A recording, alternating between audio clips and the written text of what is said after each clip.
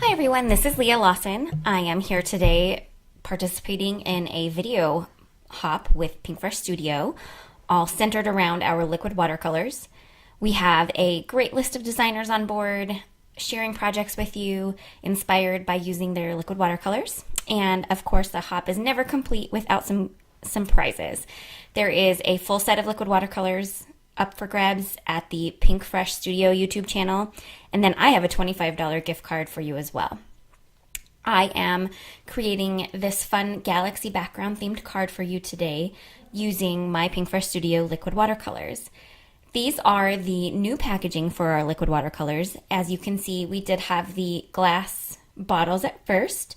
On our second order, we made the decision to change to clear round plastic bottles just to serve our customers better and make sure that there isn't any possible of breakage. So as you can see, I am pulling out all of the different colors that I plan on using for my galaxy background. These colors include Licorice, Sapphire, Aquamarine, Lavender, and Bubblegum. So creating backgrounds with liquid watercolors is super easy, and they're also really, really amazing at creating these galaxy backgrounds. And all you really have to do, guys, is you just use the droplet that's in the liquid watercolor and just drop the colors around your block of paper that has a water wash on it. They look a little bit like alcohol inks when they drop on there. But as you move the colors around with some water and a brush, they definitely start acting, of course, more like a watercolor would than an alcohol ink. So as you can see, I use a lot of black. And here's a little tip about these liquid watercolors. They are highly pigmented. So when they're wet like this, they also look super pigmented. But when you let them dry, and I'm going to challenge you when you are creating backgrounds, if you have the time, to let them dry naturally, because I feel like they dry better when they get the chance to dry naturally. I know that not everybody has that time. When I create galaxy backgrounds, I actually often will create a few different ones at a time so that I just have some on hand when I need them. But I highly suggest that you let them dry by themselves so that you can get just like the reaction that these liquid watercolors have to the water and when they sit there. I think it looks really great. So anyway, push the colors around. You don't want to do too much because you can start to make it look muddy, but you can definitely push that black around a little bit, add some more color here and there. One thing you're going to notice once it's dry is that color actually does reveal more because the black will dry a little bit lighter and the colors will come through.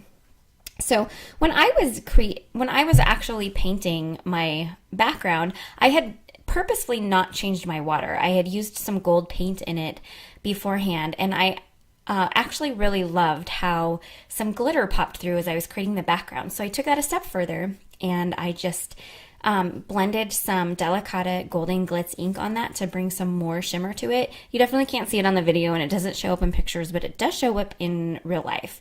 And it just is a beautiful touch. So a galaxy background isn't complete without having some stars. So I just use watered down titanium white acrylic paint in order to do that. Now I always take it a step further on galaxy backgrounds. I like to add gold splatters as well. I think about the outer space and the universe and the fact that there are gases and stuff that help create these beautiful galaxy backgrounds, and I just feel that the gold helps make it, a little bit more real. It's not real, but I feel like it gets it closer. So I set all of that aside to dry, and then I proceeded to die cut the stars and the constellation using the Constellation Die Cut set from Pinkfresh Studio. In total, I die cut each of these items 3 times from white cardstock, and then I only die cut the constellation 1 time from gold glitter paper, and you'll see why in just a little bit. These dies are super thin, but the Gemini Junior cuts them out perfectly. So off camera, I layered all of the white cuts together, and then I added the gold layer on top of the constellation.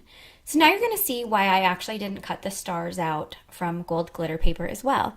I decided that I wanted them to glow in the dark. So I covered them in just a clear watermark ink. I'm using Clear Snap. I know that Versamark is a popular one and a fan favorite, so you can really use any type of clear ink you want to as long as embossing powder will stick to it, and then you just heat set it with your heat tool. I thought it was, as I was doing this, I was thinking I would love to take this a step further the next time that I do a galaxy background, and I think it would be really fun to actually add paint splatters to the front of that galaxy background in glow-in-the-dark paint, so I think I'm going to try that next time. So now it's time to stamp, and I'm using sentiments from the matching Constellation stamp set from Pinkfresh Studio. This first one, I'm just stamping this smaller little stamp set onto vellum, and I'm heat embossing it in gold glitter embossing powder. This sentiment, is one of my favorites. It says, "Though we're far apart, we're sleeping under the same stars." And I think that is pulled from a song that was from a American Tale. I think it's about Feifel. Anyway, it's one of my favorite sentiments. I have a lot of family, and some of my very best friends are very far away from me, so I make missing you cards a lot. As you can see here, I did also just stamp the word "I miss you" right to the center of the card and heat embossed it in white. When you're heat embossing onto something that you've watercolored, it's really important that you make sure it's bone dry and that you use your powder tool generously. So as you can see, I pulled my phone up because when I was kind of placing where everything was going off camera, I wanted to make sure that I placed it. I really liked where I had placed them, so I wanted to make sure that I put them, in the same vicinity. So I just took a snapshot of it when I had layered it all out, and I just used that picture on my phone to let me know where to put things. I am using a Thermoweb mixed media adhesive. You can really use any type of mixed media adhesive that you want.